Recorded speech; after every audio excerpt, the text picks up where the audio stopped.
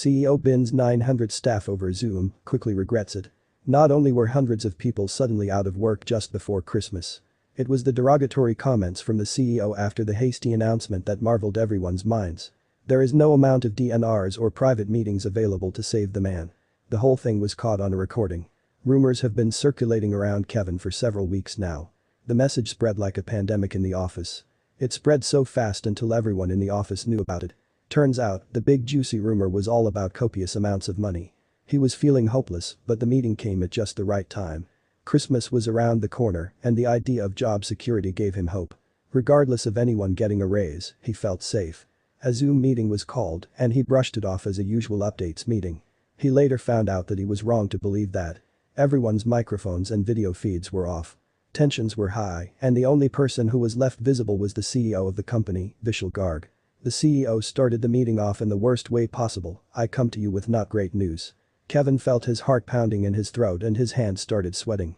He prepared himself for the worst. "If you're on this call, you are part of the unlucky group being laid off. Your employment here is terminated, effective immediately." Kevin's world came crashing down right in front of him. Money was tight. Kevin had a family that he needed to provide for. Christmas was right around the corner and he could barely provide them with the essentials they needed.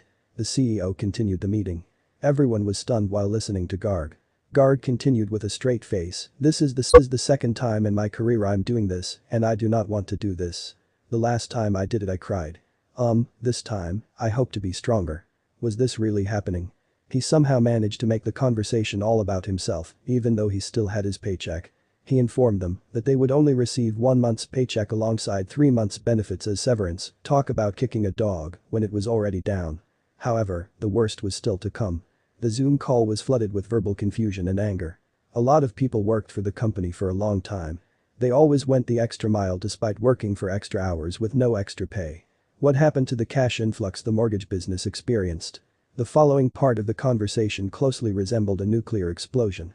What the CEO said next shook everyone to their core. "You guys know that at least 250 of the people terminated were working an average of 2 hours a day, while clocking 8 hours plus a day in the payroll system. They were stealing from you and stealing from our customers who pay the bills, that pay our bills. Get educated." The CEO continued, "Most of you are too slow. You're embarrassing me." Thoughts of strangling the CEO through the call crossed Kevin's mind, but the call had already ended. A call that endured 3 minutes aimed at insulting the workers and firing them suddenly got cut off. They were treated like they were a piece of trash. It was already hard to find a job that would enable them to support their family prior to the pandemic, but now it's nearly impossible. He started experiencing symptoms that resembled a heart attack. His chest tightened and he started hyperventilating. He wasn't alone, others that were online were also on the verge of a nervous breakdown. The soul-saving grace in the whole ordeal was that, while Kevin was having his breakdown, someone else was recording everything in the meeting. It was all digitized now. They all knew just what to do. Not only was it sent out to every staff member of the entire company, they made a point of sending it to any news outlet who would listen. Kevin sat vibrating with anger at his keyboard, typing his own angry thoughts and experiences. He had to do it quick before their emails were blocked. Worst of all, there wasn't a single peep from HR about how to move forward until a week later. By then, however, the world knew what was going on. While a massive chunk of workers was being fired for who knows what reasons, many in the higher echelons had handed in their resignations as a sign of solidarity. This was a $7 billion company who was just given an extra $750 million to stay afloat. Clearly, they only cared about money and not the workers, despite the nonsense company PR driving about caring for their employees like family. When the next peep out of the CEO finally came, Kevin couldn't believe it. The public apology, if that's what you could call it, was just as bad. Garg coldly apologized for the way he had handled it, saying he would talk more next time. Really? His thought his flaw was not just the length of time. He had said plenty in the insulting 3 minutes. Then, there was the backtrack that it would be the metrics that matter most for next year's goal. Having to conduct layoffs is gut-wrenching, especially this time of year. However, a fortress balance sheet and a reduced and focused workforce together set us up to play offense going into a radically evolving homeownership market. I think things could have been phrased differently, but honestly, the sentiment is there. Then was the internal memo forwarded from people who still work there. Apparently, Garg was going to take time off effective immediately. It seemed the CEO and founder was tucking his tail back and running away. There wasn't much solace to the situation, except the wonderful, rage-fueled, unending comments that plagued the man's social media accounts. But this isn't the first time someone like Kevin has been fired for an absurd reason. Karina shared that similarity. Karina Montana's had big dreams. And being a waitress at her local sports bar for the rest of her life wasn't one of them. She had been a waitress for 2 years, and with every dollar she earned she put towards her lifelong goal of moving to New York. But now, somebody was trying to undo all of Karina's hard work and was about to turn her world upside down. But little did they know that Karina was going to have the last laugh. Although eager to leave and move to the Big Apple, Karina didn't hate her job, her colleagues were nice, and the pay was pretty good. It's just that Karina knew she was destined for more than just dishing out people's food and drinks. But when Karina started her shift on a cold morning in autumn, she had no idea it would be her last. Karina had had an extremely stressful few months. As if raising a 4-year-old by herself wasn't tough enough, there was another nagging worry that was never far from her mind. Katrina had been diagnosed with fibromyalgia in her late teens, and, as she was classified as an essential worker, she was especially at risk. That's why she just couldn't let the injustice she witnessed that day go unpunished. It was a cold and dark morning in autumn when Karina dragged herself out of her bed and got ready for work. She tied her hair up, slipped on her uniform, and headed out the door. With every step she took on her walk to work, Karina thought it was just going to be an ordinary day. But she was so wrong. Karina arrived at work and clocked in. She greeted her colleagues and made herself a fresh cup of coffee. She glanced over at the clock on the wall and she rolled her eyes. Today was going to be a long day, Karina could just feel it. But she never could have expected her day to end in tears, rage, and humiliation. Karina had been working as a waitress for the past 2 years and she thought she had seen it all. Every kind of person came and went through DJ's Dugout, a sports bar in Sarpy County, Omaha. And when an elderly gentleman walked through the doors accompanied by a throng of people, she didn't think anything of it at first. With COVID-19 restrictions in place at Karina's workplace, all customers dining inside had to wear a face mask. So far, everybody seemed to abide by the rules, which made Karina's job a lot easier. But this friendly waitress had no idea that one customer was about to make her job incredibly hard. Karina had a full 9-hour shift ahead of her, which meant she'd be around for the hustle and bustle of the night shift later on tonight. Already, Karina wished she was back in her bed.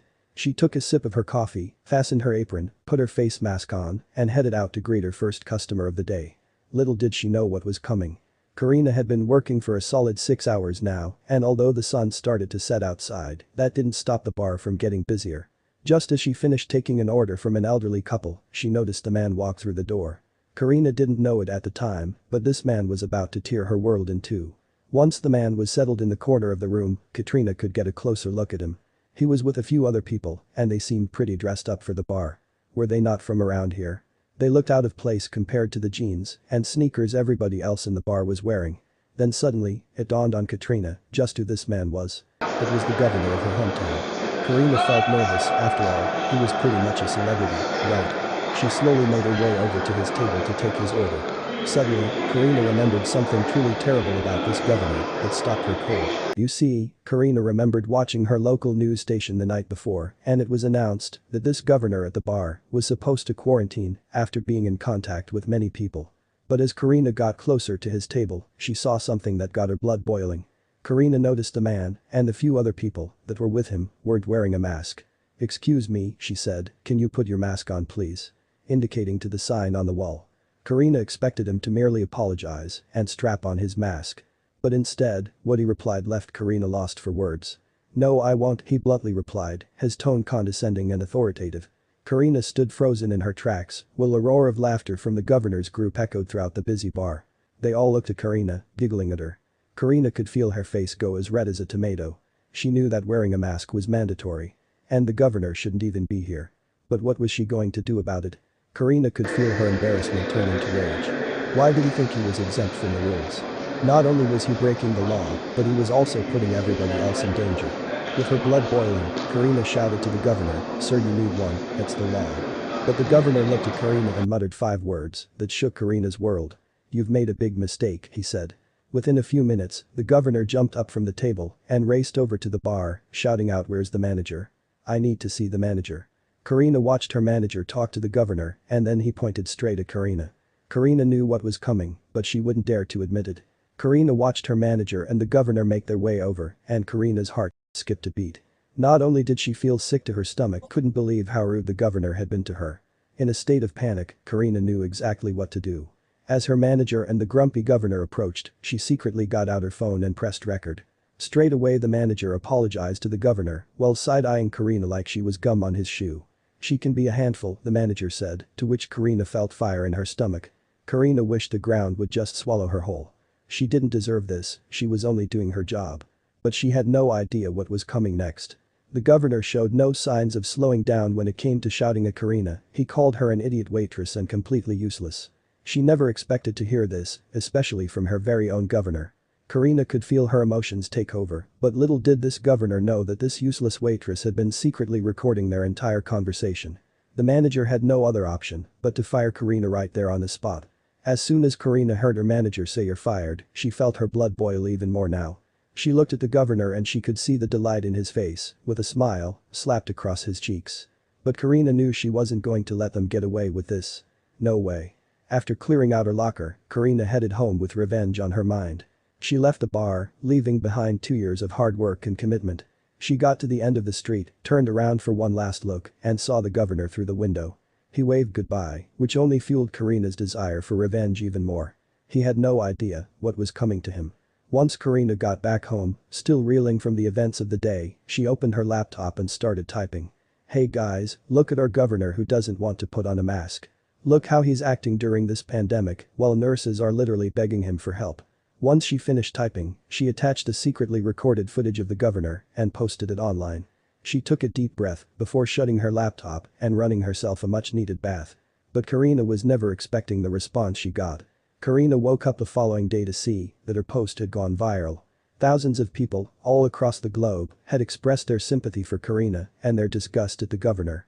But Jade knew that merely online naming and shaming the governor wasn't going to be enough to satisfy her.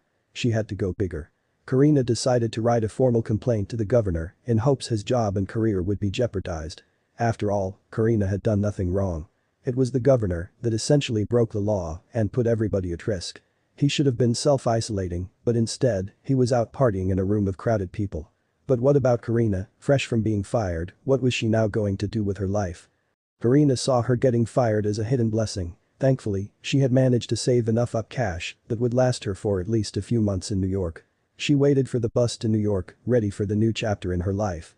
In a way she had to thank the irresponsible governor. If he hadn't got her fired, she wouldn't be moments away from achieving her long life dream.